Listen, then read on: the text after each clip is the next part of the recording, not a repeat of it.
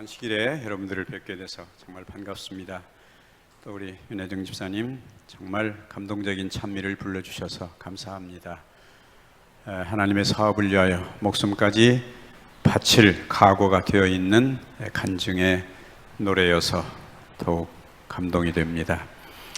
저는 어젯밤에 아브라함의 신앙을 좀 살펴보면서 몇 가지 말씀을 드렸습니다. 첫째, 우리가 하나님을 믿을 때, 하나님의 부르심을 받았을 때 맨 먼저 우리에게 떠오르는 것은 나 혼자만 구원받는 게 아니고 내가 영적으로 도와주지 않으면 안 될 내 구도자, 내 조카, 내 사랑하는 가족들을 끝까지 책임지는 아브라함의 자세를 보았습니다.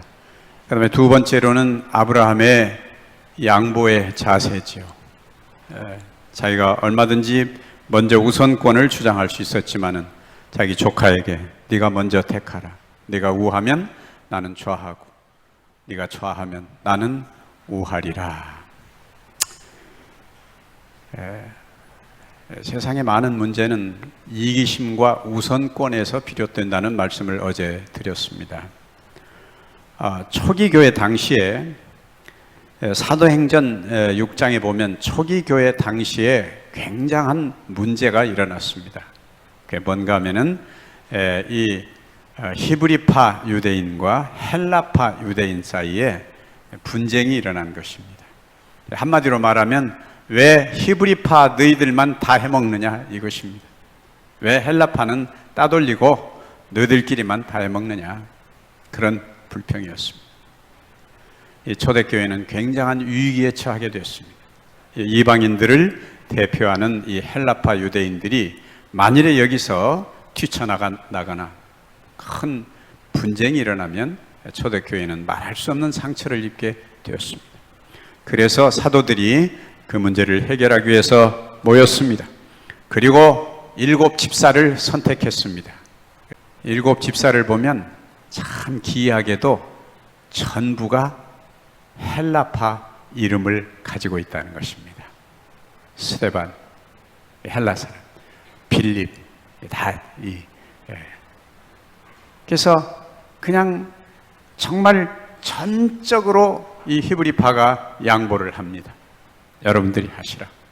그래서 초기 교회의 위기를 해결하는 장면을 볼 수가. 민족 대표 33인이 모였습니다. 근데 이 33인의 대표는 기독교도 있고 불교도 있고 천도교도 있고 여러 종교파에서 다 모였습니다. 근데 이분들이 모여서 문제가 생겼어요. 왜냐하면 33인의 대표 이름을 누구부터 쓸 것이냐 하는 것입니다. 이걸로 서로 문제가 되게 됐어요. 그러니까 거기 숫자가 제일 많은 사람들이 누굴까요? 민족 대표 33인 중에 숫자가 제일 많은 사람들이 누구예요? 어느 종파에? 기독교인들이 가장 많아요. 그 다음에 불교, 그 다음에 또 다른 종교들이 이렇게 있었습니다. 그때 길선주 목사라는 분이 일어났습니다. 그리고 이렇게 얘기를 했습니다. 여러분, 여기에 순서가 뭐가 그렇게 중요합니까? 여기 맨 앞장서는 사람들은 잡혀가면 맨 먼저 죽을 사람들입니다. 그게 순서입니다. 근데 무슨 순서를 가지고 서로 이거 가지고 싸운다는 말입니까? 그래서 여기 오신 분들 중에 제일 작은 종파, 그러니까 천도교, 그래서 천도교 제일 작은 거기서부터 대표 이름을 쓰라고, 명단 이름을 쭉 쓰라고, 그렇게 해서 그렇게 썼습니다. 얼마나 아름다운 일입니까? 이 시간에는 아브라함이 하나님의 종을 감동시키는 내용을 함께 살펴보도록 하겠습니다. 같이 창세기 14장 18절에서 20절에 나오는 말씀을 같이 읽어보겠습니다. 시작. 살렘 왕 멜기세덱이 떡과 포도주를 가지고 나왔으니 그는 지극히 높으신 하나님의 제사장이었더라. 그가 아브라함에게 축복하여 가로되 천지의 주제시오 지극히 높으신 하나님이여 아브라함에게 복을 주옵소서. 너희 대적을 내 손에 붙이신 지극히 높으신 하나님을 찬송할지로다 하매 아브라함이 그 얻은 것에서 10분의 1을 멜기세덱에게 주었더라 말씀입니다. 아마 여기 살렘 왕도 그 예루살렘, 거의 틀림없이 예루살렘이라고 하는 성의 도시국가의 왕이었을 것으로 생각을 합니다. 그러니까 이 어제 말씀드린 소돔에서 이 예루살렘, 살렘까지는 불과 얼마 안 됩니다. 이 산 언덕 하나 쭉 올라가면 거기가 바로 예루살렘이고, 저 밑에 내려가면 거기가 소돔인 것입니다. 그러니까 이 북방에서 내려온 네 왕의 연합군이 내려가면서 그 사방에 있는 성들을 다 치면서 내려갔는데, 틀림없이 어디도 쳤어요? 이 살렘도 쳤을 것입니다. 그런데 이 아브라함이 가서 그 조카를 데려오면서 모든 걸 다 찾아가지고 오니까 누가 마중을 나왔는가 하면, 누가 마중 나왔어요? 살렘 왕 멜기세덱이 나와가지고 그 아브라함에게 축복을 하는 것입니다. 복을 비는 것입니다. 지극히 높으신 하나님이여, 아브라함에게 복을 주옵소서. 너희 대적을 네 손에 붙이신 지극히 높으신 하나님을 찬송할지로다 하며, 아브라함이 뭘 드렸다는 거예요? 뭘 드렸어요? 10분의 1을 드렸다, 그렇게 되어 있습니다. 이 성경 가운데서 10분의 1을 드렸다는 말이 맨 처음 나오는 데가 여기입니다. 그러니까 성경에서 11조, 우리가 흔히 말하는 11조를 맨 처음 드린 사람이 누구예요? 아브라함이에요. 그런데 그 다음에 쭉 내려가다 보면 그 아브라함의 손자가 있습니다. 손자가 누굽니까? 아브라함의 손자가? 야곱.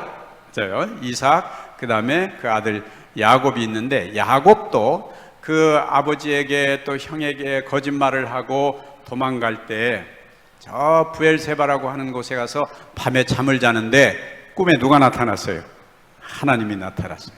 하나님이 나타나셔가지고 야곱 보고 뭐라고 하는가 하면, 이 야곱아, 이놈아, 네가 도망가면 어디로 도망갈래? 내가 너희 할아버지하고 약속을 한, 내가 하나님이다. 너희 할아버지한테 너희 대대 자손을 내가 대대로 지키고 돌보고 하나님의 위대한 백성이 하겠다고 약속을 했는데, 아이 네가 그 핵심 인물인데 이놈아 도망가면 어떡해?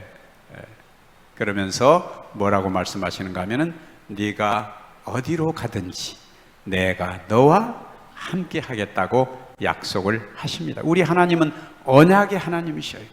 하나님은 한번 언약하신 것을 그냥 쉽게 변하지 않으시는 하나님이십니다.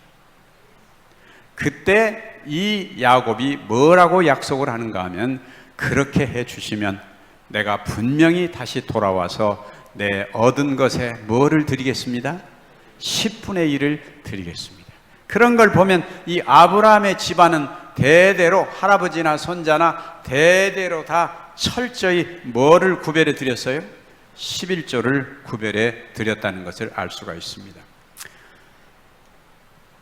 저희 집에 손주가 둘이 있는데 이제 많이 컸습니다만은, 어렸을 때 저희 집에 자주 놀러 와요. 이 두 손주들이 놀러 옵니다. 근데 손주들이 놀러 오면은 우리가 흔히 그런 말 하잖아요.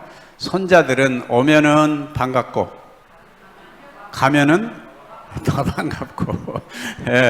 왜냐하면 그냥 오는 건 반가운데 벌써 저기서부터 뭐 아버지 하고 오는데, 그 다음에 와가지고는 그냥 뭐 집안을 뭐 온통 다 뒤집어 놓는 것입니다. 그리고 왜 그렇게 들어가지 말라고 하는 그 옷장 속에는 왜 들어가서 꼭 거기 가서 노는지 모르겠어요. 그 다 밀어내놓고. 근데 그것까지는 또 좋은데, 그놈들이 왔다 가면 집에 없어지는 게 아주 많아요. 지 고목꽃도 없어지고 또 없어지고. 그래서 그 집에 가보면 거기 다 있어요. 제 애미가 막 그렇게 야단을 치고 그렇게 했는데도 뭐 소용없어요. 그냥 반짝거리는 것은 다 저 집에 가요. 그런데 아이들이 철이 든다는 것은 뭔가 하면, 그 아이들이 철이 든다는 것은 뭔가 하면, 내 것과 남의 것을 구별할 줄 알 때 철이 들기 시작을 합니다. 그렇죠? 어렸을 때는 다 제 건데 철이 들기 시작하면, 아, 이것은 내가 손대서는 안 되는 것이구나 하는 것을 깨달아 아는 것입니다. 그게 철이 드는 거예요. 하나님의 백성들도 신앙에 철이 드는 것은 언제부터 철이 들기 시작을 하는가 하면 하나님의 것과 내 것을 구별할 줄 알 때부터 철이 들기 시작을 하는 것입니다. 그 전까지는 전부 내 것이다. 모든 건 다 내 것이다. 그렇게 생각을 했는데 하나님을 믿고부터 깨달아지는 건 다 내 것이 아니구나 하는 것을 깨닫는 것입니다. 그래서 우리가 하나님께 구별해야 할 것들이 있는데 그걸 구별한다. 내가 손대서는 안 되는 것들이라고 말하는 것입니다. 그 중에 첫 번째가 뭔가 하면 시간입니다. 시간을 구별할 줄 알아야 된다는 것이죠. 우리가 시간을 구별한다는 말은 무슨 뜻입니까? 넷째 계명에 뭐라고 그랬어요? 엿새 동안은 힘써 내 모든 일을 행할 것이나 안식일은 너희 하나님 여호와의 안식일인지요. 그 다음에 뭐라고 그랬어요? 너나 내 아들이나 내 딸이나 내 남종이나 내 여종이나 내 육축이나 내 문 안에 거하는 객이라도 아무 일도 하지 말라. 이는 엿새 동안에 나 여호와가 하늘과 땅과 바다와 그 안에 모든 것을 만들고 이날에 쉬었으므라. 그러므로 나 여호와가 이 나를 복되게 하여 거룩하게 하였다. 그렇게 말씀을 하는 것입니다. 안식일이란 무엇인가? 한마디로 말하면 내게 주신 것 중에 가장 귀중한, 인생에게서 우리가 받은 것 중에 가장 귀중한 게 뭐예요? 내가 받은 것 중에 가장 귀중한 게 뭐예요? 우리 신기영 집사님. 생명이에요. 그렇죠? 근데 이 생명이라고 하는 것은 한마디로 말하면 시간 속에 주어진 것입니다. 내게 주어진 시간만큼 주어진 것이에요. 그래서 시간이 지나버리면 다 가야 하는 것입니다. 그래서 뭐니 해도 시간만큼 중요한 게 없어요. 그런데 이 시간은 내 것이 아니라 누가 주신 것이다? 하나님이 주신 것이라고 하는 신앙 고백을 하는 것이 안식일입니다.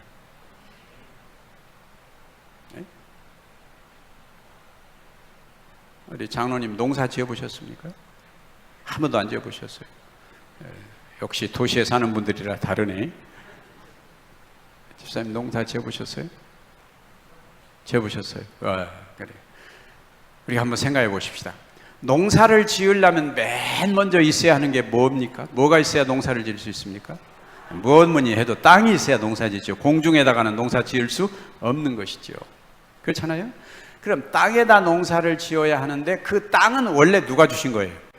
하나님이 주신 거예요. 그건 별스럽게 해도 땅은 사람이 만들 수가 없습니다. 두 번째, 뭐가 있어야 농사를 지어요? 씨앗이 있어야 농사를 지어요. 그렇죠? 별수 있어요. 씨앗이 있어야 농사를 짓습니다. 그래서 옛날 우리 어른들은 굶어 죽어도 뭐는? 씨앗은 베고 죽어라. 왜? 그거 다 먹고 죽으면 어떻게 되니까? 자식들이 먹고 살 수가 없으니까. 씨앗은 어디서 만들 수도 없고 어떻게 할 수가 없는 것입니다. 무슨 요새 과학이 무지무지 발달되어 가지고 유전자 학자들, 무슨 생물학자, 식물학자, 영양학자, 별 학자가 모여서 별짓을 다 한다 해도 싹이 나는 콩 하나를 만들 수 있어요, 없어요? 없습니다. 유전자 조작이라고 하는 것도 원래 있는 유전자를 이렇게 저렇게 한다는 말이고, 또 요새 그냥 태어나는 거 뭐라 그래? 개도 그냥 복제 해가지고 개가 똑같은 게 만들어져요. 그러나 그것도 원래 뭐는 있어야, 그 유전자는 있어야 복제가 가능한 것입니다. 그래서 씨앗은 누가 주신 거예요? 원래 하나님이 주신 것입니다. 그 다음에 세 번째는 뭐가 있어야 농사 지어요? 네? 농사 안 지어봐서 모르는 모양이에요. 물이 있어야 농사 지어요. 무슨 일이 있다 해도 물이 있어야 농사를 짓습니다. 제가 중동에 몇 번 여행을 한 적이 있는데, 중동에 가면 석유, 우리 마시는 물 한 병 값이면 석유를 3병을 줘요. 기름을 3병을 줘요. 그만큼 거기는 기름이 싸요. 근데 우리나라는 너무너무 비싸지요. 그래서 한때 저는 불평을 좀 했어요. 하나님, 어찌하여 저 사막에는 기름을 그렇게 무지무지 퍼부어 주시고 우리나라는 맨날 물폭탄만 내리십니까? 도대체 5광구 7광구 아무리 봐도 기름은 안 나오고 왜 이렇게 물폭탄만 내리십니까? 근데 요새 가만히 생각해 보니까 물이 더 중요해요? 기름이 더 중요해요? 왜 그래요? 왜? 기름이라고 하는 것은 없으면 대체할 것이 많이 있습니다. 에너지, 요새 전기로도 하고 뭐 태양광으로도 하고 뭐 석탄으로도 하고 뭐 석유로도 하고 별거 다 하는데, 물이 없으면 사이다 마시면 됩니까? 물이 없으면 어떻게 해야 돼요? 방법이 없어요. 다른 전혀 대체할 길이 없는 것입니다. 예. 농사에 있어서 물이 없으면 전혀 농사 지을 수 없어요. 그 다음에 네 번째, 뭐가 있어야 농사 지어요? 햇빛이 있어야 농사 짓습니다. 우리가 사실 입고 있는 먹고 있는 모든 것은 다 태양 에너지입니다. 오늘 아침에 잡수신 쌀밥은 물론 태양 에너지고 여러분이 입고 계시는 옷도 다 태양 에너지입니다. 왜냐하면 여러분들이 입고 있는 면은 당연히 목화에서 나온 것이기 때문에 태양 에너지로 나오지만 화학 섬유도 전부 다 태양 에너지입니다. 왜 그래요? 이 화학 섬유라는 게 원래 어디서 나오는 줄 아세요? 우리가 이 만드는 화학 섬유이 다 어디서 나와요? 석유에서 나옵니다. 석유. 저 남해화학에 가면 저기 저 여천 공단에 가면 거기 만드는 공장이 있어요. 그 석유에서 나오는데 그 석유라는 게 원래 오래전에 탄소, 그러니까 한꺼번에 이런 식물과 동물이 한꺼번에 파묻혀서 오랜 세월 있다가 나오는 것이 그게 석유예요. 그렇기 때문에 우리가 먹고 사는 모든 것은 다 태양 에너지입니다. 태양이 없으면 우리는 한시도 살 수가 없어요. 그래서 태양이 없으면 농사 지을 수 없습니다. 다시 말하면 여러분이 뭐 농사 잘 지었다고 혼자 뭐 내가 다 지었다고 할지 모르지만 사실은 누가 다 지은 거예요? 하나님이 다 지으신 거예요. 여러분이 한 거는 정말로 별거 없어요. 씨앗 갖다 거기다 심고 풀나면 뽑아주고 하나님이 다 하신 거예요. 다시 말하면 우리가 안식일을 지키는 것도 하나님이 다 주어서 내가 삽니다 하는 신앙 고백이에요. 내가 뭐 해서 사는 게 아니고, 여러분 하나님께서 엿새 동안 뭘 만드셨어요? 세상을 창조하셨어요. 그리고 엿새 날 맨 마지막에 누구를 창조하셨어요? 아담과 하와를 창조하셨습니다. 몇 시쯤 창조하셨는지는 우리가 잘 모르지만은 하나님께서 아마 엿새 날 맨 마지막 해가 거의 넘어갈 즈음에 사람을 창조하셨다고 우리가 그렇게 생각을 합니다. 예수님이 돌아가신 시간이 그 금요일 날 오후 3시에서 4시 사이기 때문에 그때 다 이루었다 그렇게 말씀을 하셨기 때문에 우리가 그런 신학적 연결로 봐서 첫 번째 사람을 창조하신 것도, 아담을 창조하신 것도 아마 엿새 날 3시나 4시 사이에 창조하셨을 것이다 그렇게 짐작을 하고 있어요. 근데 하나님께서 아담과 하와 창조하시고 나서 야 너희들 잘 됐다, 저 삽 가지고 나와라, 일하러 가자 그러셨어요? 뭐부터 했어요 이 사람들은? 안식하시니라. 금요일 날 저녁에 안식하시니라. 그게 무슨 뜻입니까? 인간은 노력을 해서 애를 써서 뭐 기를 쓰고 뭘 해서 사는 게 아니고, 하나님이 원래 창조하신 목적은 내가 너희를 위해서 이루어 놓은 모든 것을 너희가 엔조이하고 살아라, 누리면서 살아라. 이거 다 너희를 위해 내가 만들어 놨다. 여러분 그 아들 딸을 결혼시키려면, 아들을 결혼시키려면 신랑 집에서는 뭘 준비해야 돼요?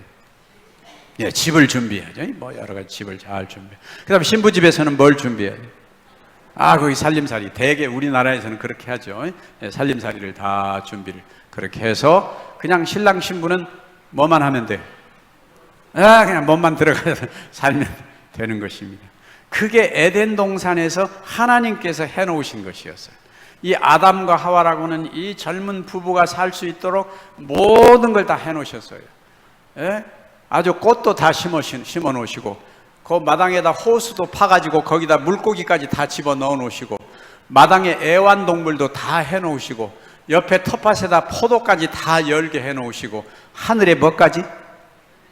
하늘에 뭐까지?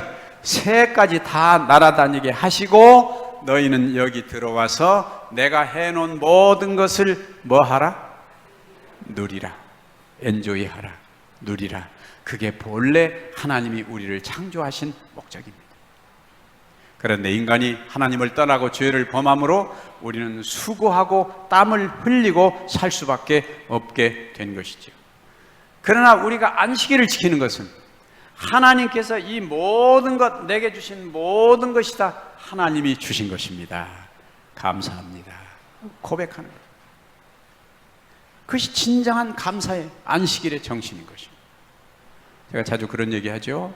하나님께서는 우리들에게 끊임없이 선물을 보내십니다. 봄에 꽃을 선물로 보내십니다. 꽃이 별로 없네, 여기는. 맨 먼저 봄에 피는 꽃이 무슨 꽃이에요? 개나리꽃, 개나리가 제일 먼저 피어요. 저 우리 그 한상경 박사, 그 아침고요 수목원의 한상경 박사님 오랜 친구인데 얘기를 들으면 꽃이 그냥 피는 게 아니고 그 색깔이 전해지는 것도 햇빛의 농도, 햇빛의 강도와 시간의 길이에 따라서 달라진다는 것입니다. 색깔이 변화. 그래서 햇빛이 가장 짧고 가장 여릴 때 피는 꽃이 노란색 꽃이에요. 개나리, 그 다음에 또 뭐 저 굴에 가면 많이 있는 산수유, 이게 봄에 제일 먼저 피는데 그거는 햇빛이 그만큼 짧고 햇빛이 여리기 때문에 그래요. 그러다가 가을에 다시 햇빛이 가장 짧고 여려지면 피는 꽃이 뭐예요? 국화예요. 국화. 그래서 다시 노란 꽃이 피는 것입니다. 근데 저는 이 개나리를 보면 참 기가 막혀요. 여러분, 개나리 원래 개나리라는 그 영어 이름이 뭔 줄 아세요? 영어로 개나리가 골든벨이에요. 골든벨, 황금종이라는 뜻이에요. 정말 황금종처럼 생겼잖아요. 그 노란 게 정말 뭐 물 하나 떼어베긴 것도 없고 그 노란 꽃들이 그냥 그야말로 이 울타리로 하나씩 가득가득 핍니다. 겨울에 우중충하다가 봄에 그 산노란 황금색 꽃을 보면 눈이 확 띄는 것입니다. 아주 좋아요. 근데 사람들이 어떻게, 아이고 뭐 개나리가 뭔 꽃이가디, 안 쳐다봐요. 개나리 안 쳐다봐. 그래서 하나님께서 이야, 내가 이렇게 좋은 꽃을 보내는데 왜 안 쳐다볼까? 색깔이 마음에 안 들어서 그러나? 그래서 이번에는 컬러가 마음에 안 들어서 그러나 하나님께서 그 다음에 뭘 보내시는가 하면은 진달래, 철쭉을 보내십니다. 5월 달에 진달래가 쫙 피면 얼마나 아름답습니까? 나팔을 빵 하고 부는 것처럼. 그래도 사람들이 안 쳐다봐. 바쁘대. 먹고 살아야지 뭐. 그래서 하나님께서 이야, 내가 이렇게 예쁜 꽃을 보내는데 왜 쳐다보지도 않을까? 그 다음에 하나님이 뭘 보내시는가 하면 키가 너무 작아서 그러나 이번에는 키가 큰 꽃을 보내셔요. 그게 뭐예요? 목련. 하얀 우윳빛 하얀 두 손을 모으고 하늘을 향해 기도하는 모습이다. 그렇게 아름다운 꽃이 피는데도 안 쳐다봐? 먹고 살아야 하는데 뭐 이렇게 먹고 사는 일이 바쁜가 모르겠어요. 정말. 5월에 장미가 핍니다. 이 장미는 그냥 피는 게 아니고 빨간 장미 보면 하나님께서 거기다가 뭐까지 뿌려서, 장미에다 뭐까지 뿌려서, 향수까지 뿌려서 I love you. 나는 정말로 사랑한다. 그래도 사람들이 안 쳐다봐요. 그래서 하나님께서 그래, 너희들은 꽃으로는 안 될 모양이다. 먹을 것을 주어야 좀 고마워할지 모르겠다. 그래서 봄부터 뭘 보내시는가 하면 뭘 보내? 봄에 제일 먼저 나오는 게 딸기. 딸기를 보내셔요. 우리가 딸기 보면 참 얼마나 기가 막히게 되는지 몰라요. 그 아주 빨간데 그 오목오목 노란 씨도 하나씩 베기고, 또 기가 막힌 건 어떻게 그렇게 사이즈도 꼭 한 입에 들어갈 만큼 그만한 사이즈로 그렇게 잘만. 여러분이 구두약을 발라가지고 아무리 광을 내도 딸기 그 색깔을 낼 수 있어요, 없어요? 못 내. 어림도 없어요. 근데 더 기가 막힌 것은 어떻게 그렇게 하나님이 간을 딱 맞추셔가지고 새콤 달콤 또 뭐 너무너무 기가 막히게 딸기를 보내십니다. 그래도 별로 안 고마운가 봐. 하나님이 주신 건데 안 고마운가 봐. 그래서 하나님께서는 여름에 수박을 보내십니다. 수박. 제발 뭐 좀 많이 마셔라. 물 좀 많이. 이 더운 여름에 땀 흘리고 일하니까 제발 물 좀 많이 마셔라. 그래서 수박을 보내시는데 그냥 맹물만 보내시는 게 아니고 거기다 뭘 타서 기가 막힌 설탕을 타서, 꿀을 타서 아주 달콤하게 그렇게. 제가 저 아프리카 후원 사업을 위해서 양봉을 하고 있어요. 벌을 키우고 있어요. 나는 어디 가든지 맨 먼저 눈에 띄는 가장 중요한 관심사가 뭔가 하면 꽃이 어디 있는가. 1년 내 꽃만 쳐다보고 다녀요. 꽃이 어디 있는가. 그리고 그 꽃에 꿀이 있는지 없는지 금방 알 수 있어요. 뭘 보면? 예, 벌이와 붙어 있으면 그건 꿀이 있는 꽃이고, 벌이 없으면 꿀이 없는 꽃이에요. 그래서 저는 항상 저희 집 사람 보고도 모든 것은 달아야 맛있다. 그래요, 안 그래요? 예, 과일도 자두도 단맛이 없으면 맛 하나도 없다고 그러고, 복숭아도 안 달면 맛 없다고 그래요. 궁극적으로 생각해 보니까 단맛이 들어가야 모든 게 맛있어요. 하나님께서 꿀을 주셨다는 건 얼마나 기가 막힌 일인지 몰라요. 그것도 가장 못생긴 그 벌이 가서 꿀을 모아온다는 게 또 얼마나 기가 막힌지 모르겠어요. 그 수박에다가 칼라만, 그 다음에 설탕만 넣으신 게 아니라 거기다 칼라까지 잘 넣어서 색깔까지 넣어서 주십니다. 근데 더 기가 막힌 건 뭔가 하면은, 아무리 수박이지만은 너무 빨리 먹다가 체할까 봐서 천천히 먹어라. 천천히 먹어. 거기다 뭐까지 박아서? 씨앗까지 적당히 이렇게 박아서. 그게 그냥 넣는 게 아니고 천천히 먹으라고. 근데 이 수박에 더 기가 막힌 게 뭔가 하면은요, 이 수박은 먹고 나면 15분 있으면 그 다음에 무슨 일이 일어나요? 배설을. 근데 그게 그냥 일어나는 게 아니고, 그 수박 속에는 스트롤린이라고 하는 특수 아미노산이 들어있어요. 그게 바로 뭔가 하면은 이뇨제 성분이에요. 이뇨제. 그래서 하나님께서는 우리 몸에 물이 너무 많아도 문제가 생겨요. 물 많이 먹는 건 좋은데, 우리 몸속에 물이 너무 많이 보관되어 있으면 압이 올라가게 돼 있어요. 혈압이 올라가요. 무슨 얘기인지 아시겠어요? 혈압의 원리라는 게 아주 간단해요. 이 물이 저쪽에 안 나오면 뭐를 올리면 물이 나와요? 이 수압을 올리면 물이 콸콸 나가죠. 그러니까 우리 몸에 기운이 빠지고 맥이 쫙 빠지는 것은 이 피가 잘 안 돌기 때문에 그래요. 뇌에서 그래서 혈관에다가, 심장에다가 무슨 신호를 보내? 야, 압력 좀 올려라. 압력 좀 올려. 피가 여기 안 온다. 영양과 이 산소가 여기 안 온다. 압력을 올려라. 그러면 이제 이게 심장이 막 작동을 해가지고 압이 올라갑니다. 그러면 무슨 병이 생겨요? 그게 바로 고혈압이에요. 고혈압. 그래서 고혈압이 올라가면 막 머리가 띵하고 막 이 뒷꼭지가 막 아프고 난리가 나지요. 그러면 또 뇌에서 아이고야 이거 큰일 났다. 너무 안 되겠다. 그래서 압을 내리는데, 그 압을 내리는 약이 무슨 약인 줄 아세요? 거의가 다 이뇨제입니다. 그게 고혈압에 먹는 대부분의 성분이 거의 다 이뇨제. 그러니까 그 물을 빼버리면 자연히 뭐가 내려가? 압이 내려가게 돼 있는 것입니다. 그러면 또 뇌에서는 야, 이 큰일 났다. 또 압 좀 올려라. 그러면 또 이 악순환이라는 게 바로 고혈압이에요. 고혈압. 그래서 그 고리를 잘 알면 고혈압을 고칠 수가 있어요. 하나님께서 가을에는 뭘 보내셔요? 견과류를 보내셔요. 고소한 견과류. 사람이 겨울에는 좀 빼빼해야 더 추위를 잘 견뎌요. 좀 뚱뚱해야 추위를 잘 견뎌요. 좀 뚱뚱해야 겨울을 잘 견뎌요. 그래서 가을에는 아주 고소한 견과류를 주시는 것입니다. 감사합니까? 하나님께서는 얼마나 우리를 자상하게 생각하시는지 몰라요. 이 모든 것이 하나님의 은혜입니다. 그것을 고백하는 것이 바로 이 안식일인 것입니다. 그 다음에 두 번째, 하나님이 재물 얻을 능력을 주셨습니다. 하나님께서는 우리들이 이 세상에 살 때 그냥 살지 않고 뭔가 누군가를 위해서 공헌을 하도록 되어 있어요. 내가 가진 재주, 기술, 학문 모든 걸 통해서 누군가를 위해서 봉사할 수 있도록 우리에게 재주를 주셨습니다. 근데 그렇게 할 때 세상의 사람들은 그에 대한 보상을 해주는 것입니다. 당신의 재주로, 당신의 학문으로, 기술로 우리를 위해서 애를 써줬으니 보상하는 것입니다. 이게 직업이라는 것이죠. 그렇죠? 근데 그 재주를 다 누가 주셨다고요? 하나님이 주셨어요. 하나님이. 우리 손도 눈도 머리도 다 하나님이 주셨습니다.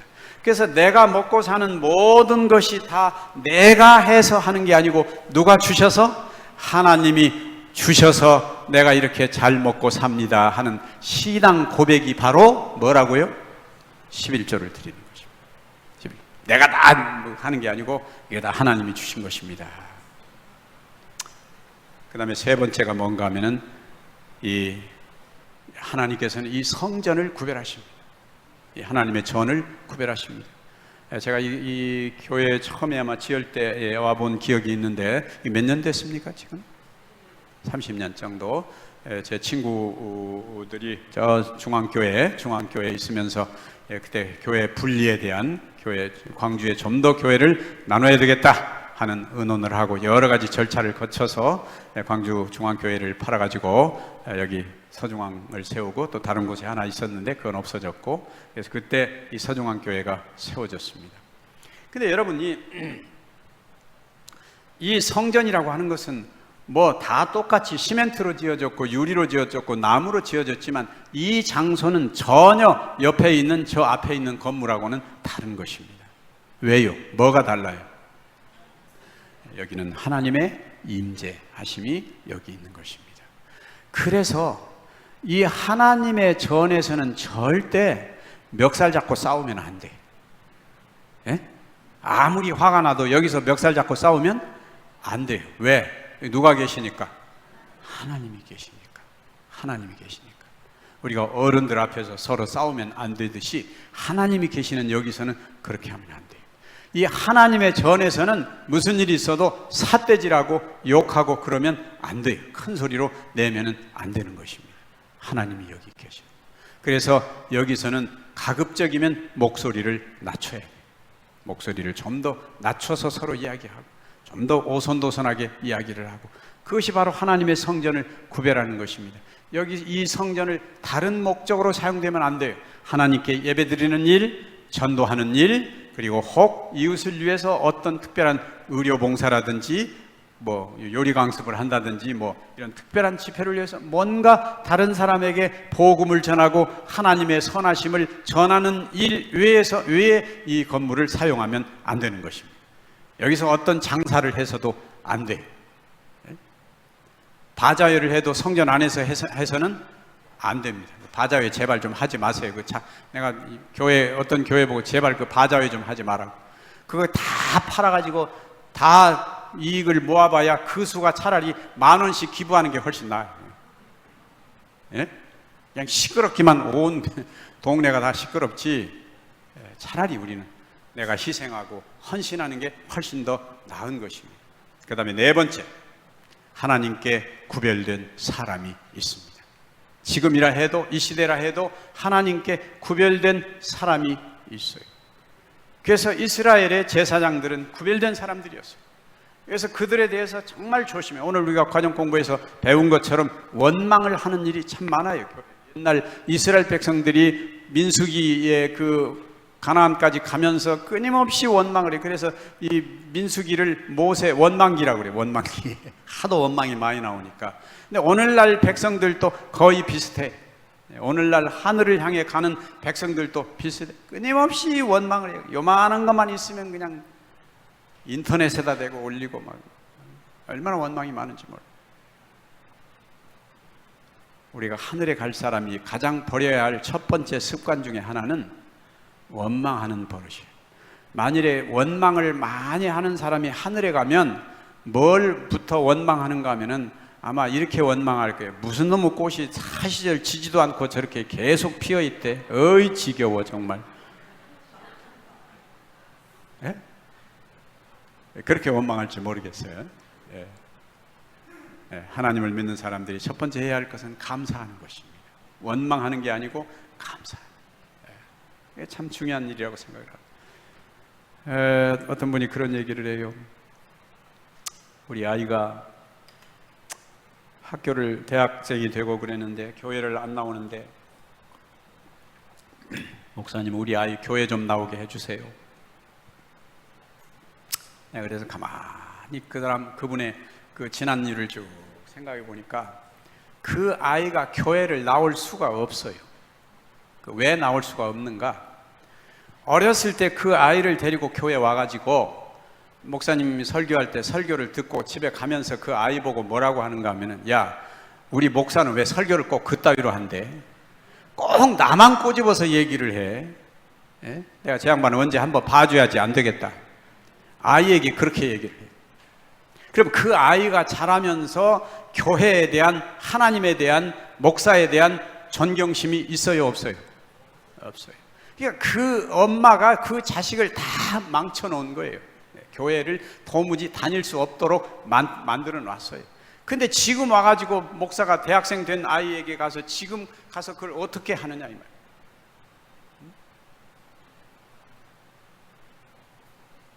어떤 부모가 아이들 둘을 교회에 데리고 와서 설교를 듣고 집에 가면서 아이에게 이렇게 얘기를 해요.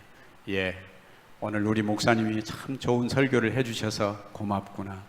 그 말씀은 얼마나 중요한 말씀이니 우리가 그 말씀을 꼭 기억하면 좋겠다.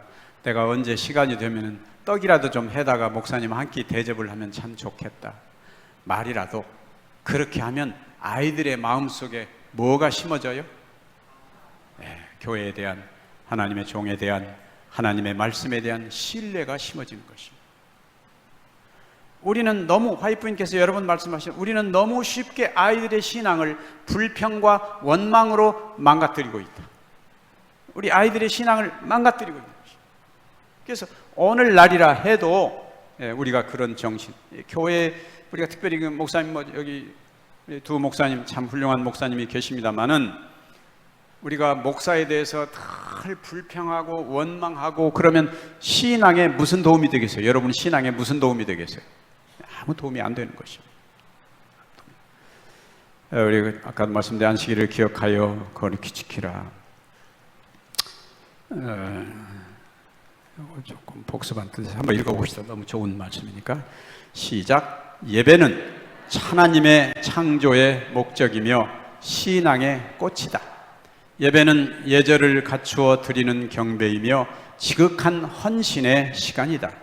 예배는 문제를 가진 인간이 그 문제의 유일한 해결자이신 하나님을 만나는 시간이며, 진정한 예배는 하늘에서 하나님을 만나는 하늘나라를 미리 체험하는 하늘 안식의 리허설이다. 예행 연습이다. 예배라는 것은 하늘에 가서 하나님 만났을 때 우리가 어떻게 할 것인가, 거기서 하늘에서 만난 사람들이 어떻게 살 것인가를 여기서 예행 연습한다는 거죠. 예행 연습한다. 그 다음에 또 읽어봅시다. 시작. 성전에는 하나님께 드리는 간절한 기도가 있고 영혼의 노래가 있으며 성도들 간에 뜨거운 교제가 있고 성령의 감동이 있습니다. 예배는 영혼의 부하이며 하늘을 미리 맛보는 것입니다. 이게 안식일에 드리는 예배예요. 예배란 인생을 하나님이 창조하신 목적이에요. 우리 신앙의 꽃이 바로 이 예배 시간입니다.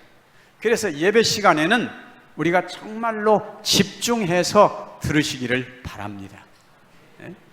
문재인 대통령께서, 예를 들어 문재인 대통령께서 갑자기 저를 오늘 밤에 좀 만나자고 통지를 하셨다고 생각을 해봅시다. 제가 문재인 대통령 만나려면 맨 먼저 뭐가 걱정이 되겠어요?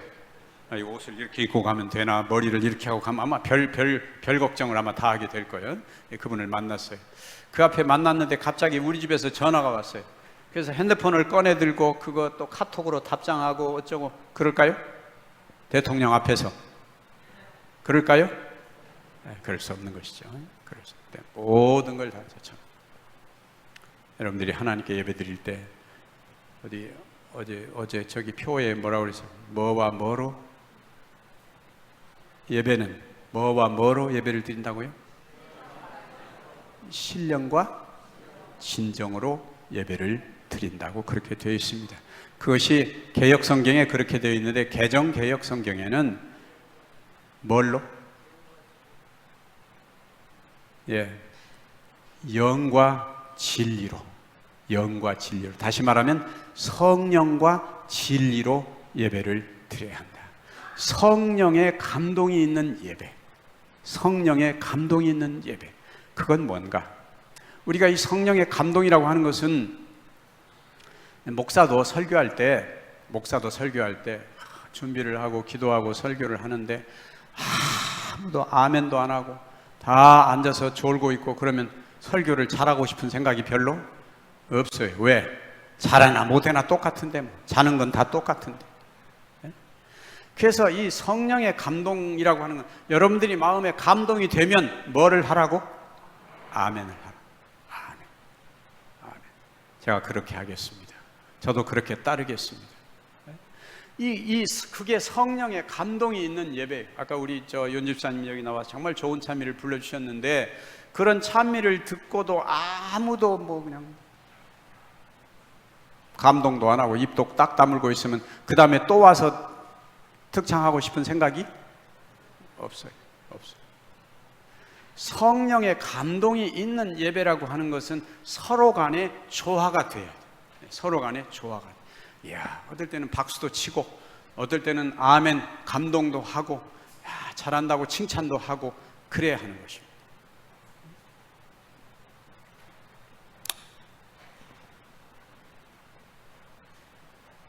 이 성전 하나님의 백성들이 우리가 여기 모일 때는 성도들의 뜨거운 교제가, 기도가 있고 영혼의 노래가 있으며 성도들 간에 뜨거운 교제가 있는 것입니다.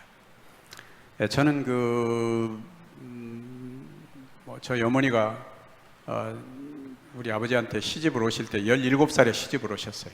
17살에 시집을 오셨는데 17살에 시집을 와가지고 저를 하나, 딱 외아들, 딸도 없는 외아들, 저 하나를 딱 28살에 낳으셨어요. 17살에 시집 와가지고 28살에 저를 낳으셨어요. 그래서 여러분들이 보기에는 별로 신통치 않지만은 우리 어머니가 보기에는 그냥 이 세상에 둘도 없는 아들이, 무지무지 귀한 아들이. 근데 제가 어렸을 때부터 늘 가장 뭐라고 할 거예요? 부러운 것 중에 하나가 뭔가 하면은 형제가 많은 사람들이 그렇게 부러운 거예요. 형제가 많은 사람들. 학교 갈 때도 다 형제들이 같이 가면 감히 누구도 건들지 마. 저는 그러니까 맨날 나 혼자니까 맨날 얻어맞고 다니고 코피 터지고 맨날 그래요. 예? 그 여동생이라도 하나 있으면은 그냥 누가 와서 뭐 이렇게 싸우다가 보면은 그냥 코피를 흘리고 그러면 여동생이 있는 아이들은 그냥 동생이 쫓아가지고 그냥 오빠 어떡해! 손수건을 꺼내가지고 그냥 닦고 난리를 하는데 저는 뭐 코피가 터지나 박이 터지거나 아무도 그런 사람이 없었어요. 형제가 있는 사람이 참 부러웠어요. 그래서 저는 이제 내 형제는 없으니까 할 수 없고 내가 처갓집 형제라도 좀 많으면 좋겠다. 그래서 우리 저 사람을 골랐는데 저 사람은 우리 처갓집에 형제가 6남매. 예? 그런데 제가 지금까지 한 50 몇 년 동안 우리 교회 신앙을 하면서 깨달은 것은 뭔가 하면은 이 세상에 어떤 친형제가 있다 하더라도 여기 계시는 여러분보다 더 좋은 형제는 없다는 사실입니다. 왜 그래요? 여러분, 우리가 뭐 아무리 친형제라 해도 화요일 날 만나고 금요일 날 만나고 토요일 날 만나고 구역반 한다고 또 만나고 아주 교회가 살아라. 그렇게 자주 만나는 친형제가 있어요, 없어요? 없어요. 문제는 우리가 정말로 형제처럼 사시기 바랍니다. 특별히 여기 연세 많으신 어르신들 교회 열심히 나오셔야 돼요. 왜냐하면 여러분들에게 문제가 생기면 아들, 딸보다 누가 먼저 와? 교회에서 먼저 와요. 아들, 딸보다 교회에서 먼저 와요. 이런 형제가 없어요. 그래서 여러분들이 여기서 바로 하늘에 가서 살 사람들이 이렇게 산다는 것을 여기서 예행 연습을 해야 돼요. 서로 간에 하늘에 가면 우리가 이렇게 살 건데 여기서 미리서 우리가 그렇게 한번 살아보자 하고 예행 연습을 하는 것이 신앙이다 이 말입니다. 그렇게 사시기를 바랍니다. 교회가 정말 그렇게 되어야지요. 이게 뭐 너무 많아서 넘어가겠습니다. 시간이 많이 돼서 곧 마쳐야 되겠는데, 그 다음에 소돔 왕을 감동시키는 이야기가 나오죠. 아브라함은 가는 데마다 사람을 감동시켜요. 감동을 시키는. 여기 조금 읽어봅시다. 시작. 소돔 왕이 아브라함에게 이르되 사람은 내게 아폰하고 물품은 네가 취하라. 아브라함이 소돔 왕에게 이르되 천지의 주제시오 지극히 높으신 하나님 여호와께 내가 손을 들어 맹세하노니 네 말이 내가 아브라함에게 치북해 하였다 할까 하여 내게 속한 것은 물은 한 실이나 신들매라도 내가 취하지 아니하리라. 이 소돔 왕이 나왔어요. 진짜 이 롯이 살던 소돔 왕이 와가지고 아이고 세상에 이게 웬일입니까? 내가 해야 할 일을 당신이 다 해주었으니 너무 고맙습니다. 그러니까 뭐는 당신이 가져가시고 거기서 가져온 전리품은 당신이 다 가져가시고 사람은 소돔으로 보내십시오. 공평합니까? 당연히 그래야죠. 목숨 걸고 구해와서. 그런데 이 아브라함이 하는 말이 뭐라 그래요?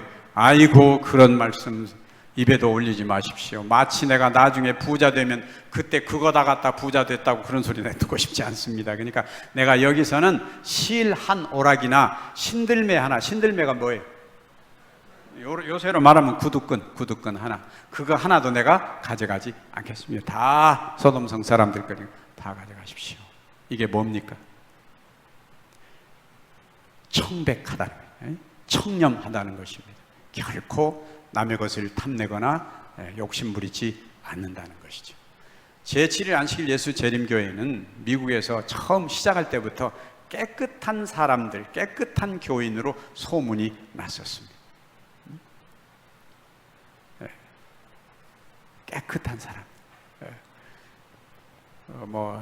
제가 한 번은 어디 갔더니 어떤 분이 그런 얘기를 하셔. 어떤 장로님이 간증을 하셔요. 장로님이 간증을 하면서 무슨 간증을 하시는가 하면 한 7월 달쯤 돼가지고 옥수수가 먹고 싶더래. 옥수수. 그래서 옥수수를 사러 갔어요. 시장에 갔더니 어떤 할머니가 꽤 저저한 할머니가 옥수수를 팔고 있어요. 파는데 두 푸대 2개를 이렇게 놓고, 아이고 아저씨 이거 사가세요. 내가 오전에는 좀 더 받았지만 빨리 가서 집에 가서 다른 일 해야 되니까 싸게 드릴 테니까 가져가세요. 하나 얼마냐 그랬더니 8,000원이라고 그러더라고요. 그 8,000원 가지고 한 푸대를 사가지고 이제 메고 버스 타고 가다가 이제 시내버스 그 안에다 내려놨어요. 그랬더니 그 아줌마들이, 아저씨 이게 뭐예요? 옥수수라고. 어디서 사셨어요? 저기 샀다. 얼마 주셨어요? 8,000원 주고 샀다고 그랬더니, 이 아줌마들이, 어머나 세상에 어떻게 이렇게 깎아서 샀어요? 우리는 다 12,000원 주고 샀는데.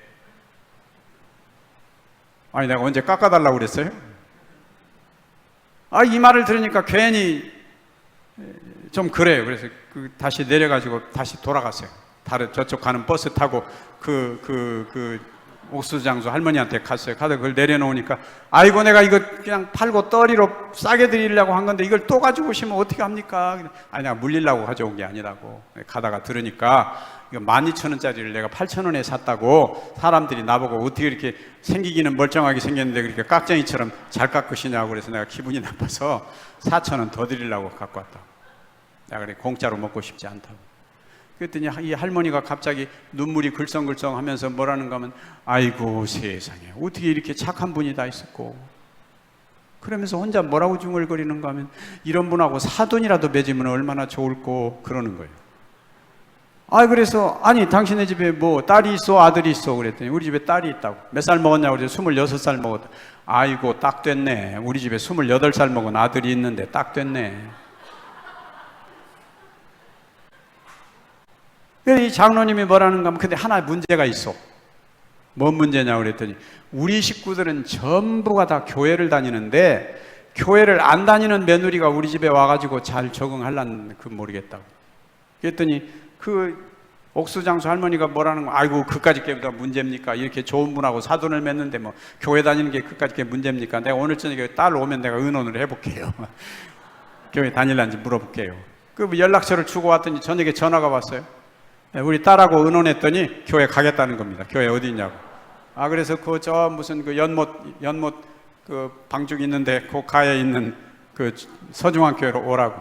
이 모녀가 교회를 나와가지고 침례를 받고 그 집 며느리가 됐어요. 그 시아버지한테 잘했을까요? 그렇게 잘할 수가 없어요. 너무너무 잘하는 것입니다. 여러분 우리 정직하게 삽시다. 깨끗한 사람들로 삽시다. 요새 세상이 얼마나 얻어먹은 거 이런 것 때문에 얼마나 시끄럽습니까? 정말 서울대학 나오고 정말 그 대단한 학력 가지고 대단한 사람들이 그거 하나 깨끗하지 못해가지고 얼마나 망신을 당하고 얼마나 어려운 세상이 되고 있습니까? 세상이 기독교인들을 욕하는 가장 중요한 이유가, 말은 잘하는데 어떻다고? 행동은 그렇지 못한다. 우리 제7일 안식일 예수 재림교회, 특별히 서중앙교회 여러분, 아브라함처럼 그렇게 삽시다. 그 다음에 천사를 감동시키는 이야기 나오죠. 시간이 너무 많아서 줄이겠습니다. 그 이야기는 아브라함이 그 천사가 집에 왔을 때 대접하는 이야기가 나오죠. 맨 마지막으로 아브라함이 하나님을 감동시키는 이야기가 나옵니다. 아브라함이 하나님을 감동시키는 이야기가 나옵니다. 무슨 얘기인지 아시죠? 하나님께서 아브라함에게 네 아들 이삭을 모리아 산으로 가서 뭐로 드리라? 번제로 드리라. 그랬을 때 이 아브라함이 지체하지 않고 번제로 가서 드렸습니다. 그때 하나님께서 이렇게 말씀을 하셔요.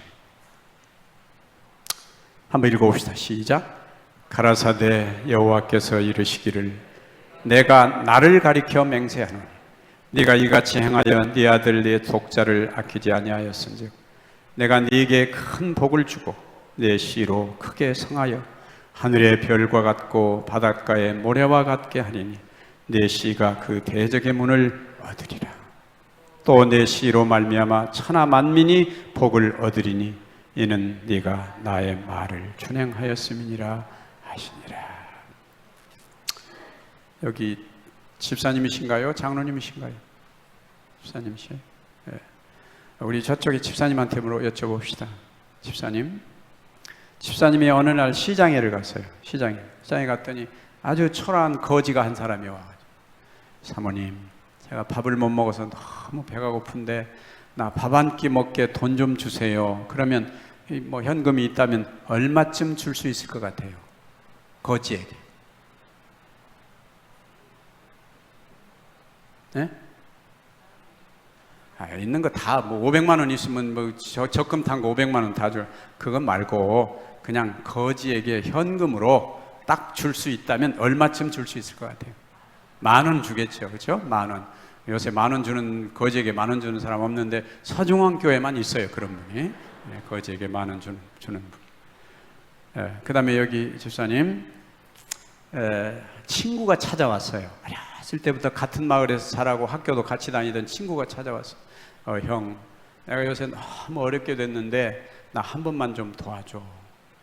내가 부도가 나가지고 집에서도 쫓겨나고 갈 데도 없는데 나 한 번만 도와줘. 그러면 친구에게 얼마까지 현금으로 줄 수 있을까요? 한 100만 원 줄 수 있을까? 한 번도 안 줘봐서 모르겠어요. 그래도 실제로 주는 것도 아니니까 그냥 나 같으면, 지금 마음 같으면 얼마까지는 줄 수 있겠다. 20만 원 줄 수 있겠다. 너무 작다, 20만 원. 그래, 하여간 20만 원 줬어요. 그 다음에 우리 변장로님께 여쭤볼까요? 아드님이 있습니까? 아들이 있어요. 근데 아들이 어느 날 아버지를 찾아왔어요. 아버지, 정말 죄송합니다. 제가 일을 하나 저질렀습니다. 근데 이걸 해결하지 않으면 내가 감옥에 잡혀갈 수도 있고 어려운 일이 생겼습니다. 아버지, 나 한 번만 도와주세요. 그러면 얼마까지 도와줄 수 있을까?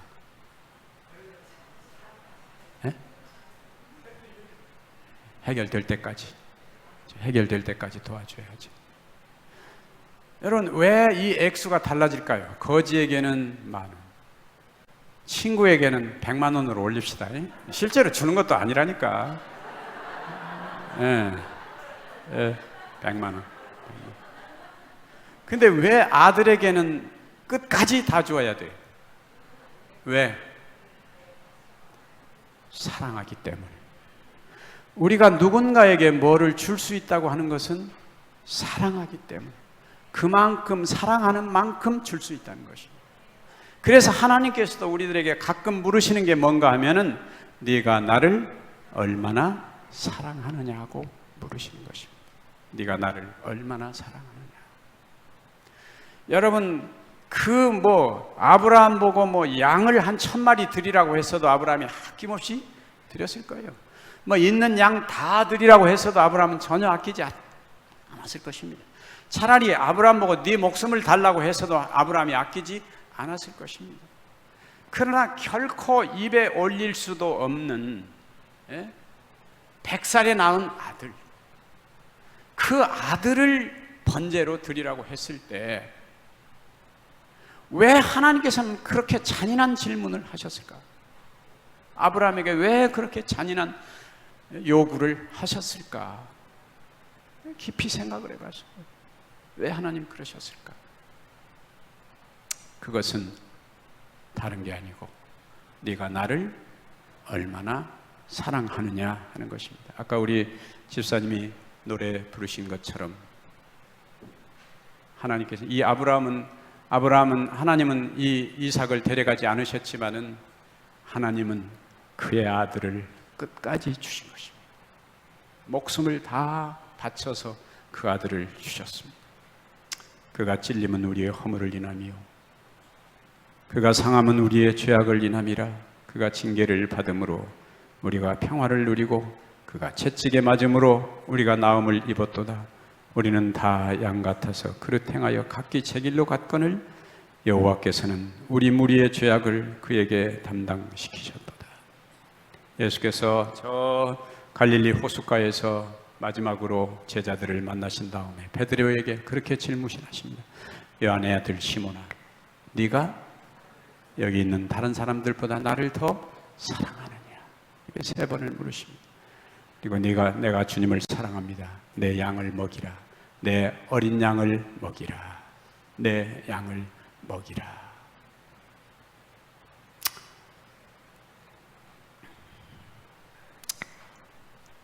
어제 저는 아프리카 사람들 이야기를 좀 했습니다. 저는 사실 은퇴하고 저희 집 사람하고 아프리카를 어떻게 도울까 고민을 하다가 사람들에게 모금할 수도 있지만은 우리도 뭔가 최선을 다해서 해보자. 그래서 양봉을 하고 있어요. 벌 키우는 게 얼마나 힘든지 몰라요. 우리 이건홍 장로님도 7통 키우느라고 죽을 뻔했다고 그러는데 저희 집에 55통 벌통이 있어요. 이거 들고 해안 양구 휴전선 바로 밑에 해안까지 가서 꿀을 떠가지고 왔어요. 올해. 계산법이 달라요. 왜냐하면 꿀 한 병 5만 원입니다. 그런데 꿀 한 병이면 거기 아이들 초등학교가 1학년부터 8학년까지가 초등학생이에요. 그리고 9, 10, 11, 12가 고등학생이에요. 근데 초등학생들 1년 학비가 5만 원이에요. 1년 학비가. 고등학생 1년 학비가 10만 원이에요. 그래서 꿀 한 병이면 거기 아이들 1년 학비. 2병이면 고등학생 1년 학비고.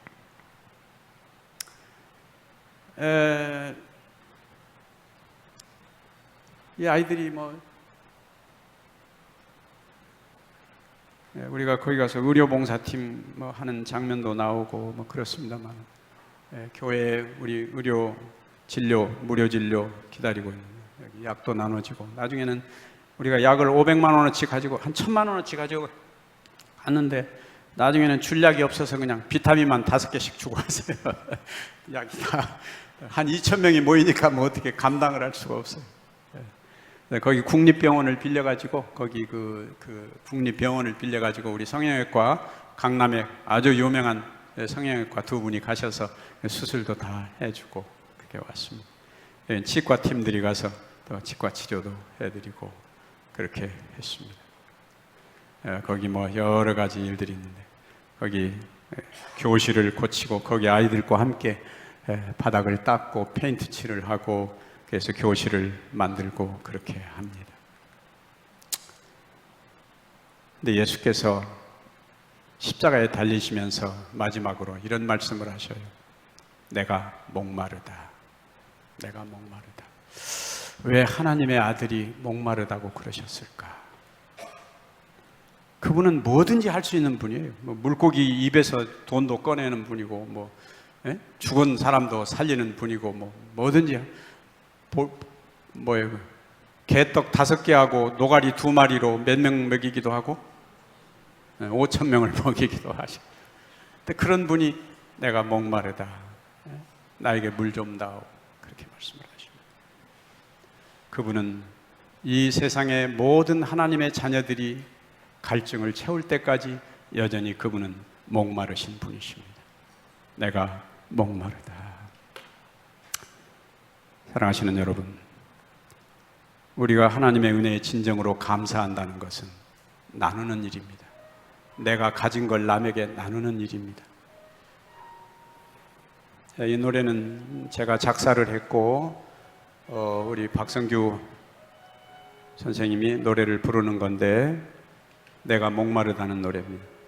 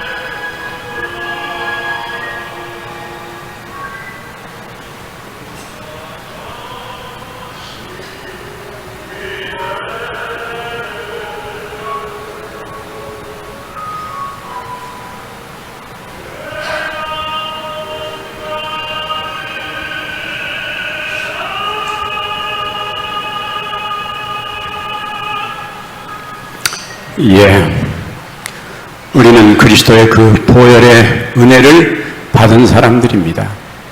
이 세상의 진정한 갈증은 그것만이 채워줄 수가 있는 것입니다.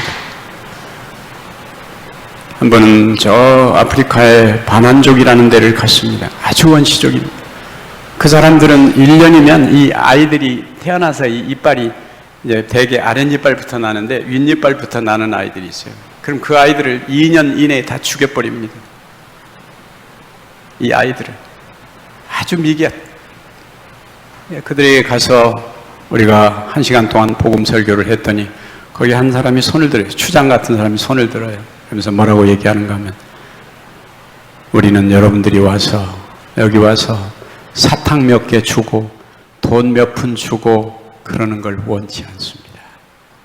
우리가 진정으로 바라는 것은 여러분들이 정말 우리를 위하신다면 여기다가 교회를 세워주시고 학교를 세워주시기 바랍니다. 그럼 우리 온 부족이 다 협력을 하겠습니다. 그래서 우리가 거기 교회를 짓고 있습니다. 우리가 이번에 베트남에 거기 너무 가난하고 그래서 목회자들이 없는데 목회자 양성을 위해서 베트남에 우리가 1년에 2천만 원씩 지원을 하고 있습니다. 이 세상에는 정말로 우리의 도움이 정말 갈증에 시달려 죽어가는 많은 사람들이 있습니다. 우리도 도웁시다. 좀 아껴서 함께 나눕시다. 그것이 하나님의 백성들의 자세입니다. 실천이 없는 신앙은 죽은 신앙이 되는 것입니다. 저 집사람이 아마 그 신청서를 가지고 왔는데 혹시 원하시는 분들은 한 달에 10,000원이면 됩니다. 한 달에 10,000원. 우리가 함께 나누면서 그런 가난한 이웃들에게 그리스도께서 네가 가서 내 피를 가지고 가서 그들에게 갈증을 채우라고 말씀을 하시는 것입니다. 부디 자비와 사랑을 실천하는 우리 모두가 되시기를 간절히 바라면서 말씀을 마치겠습니다.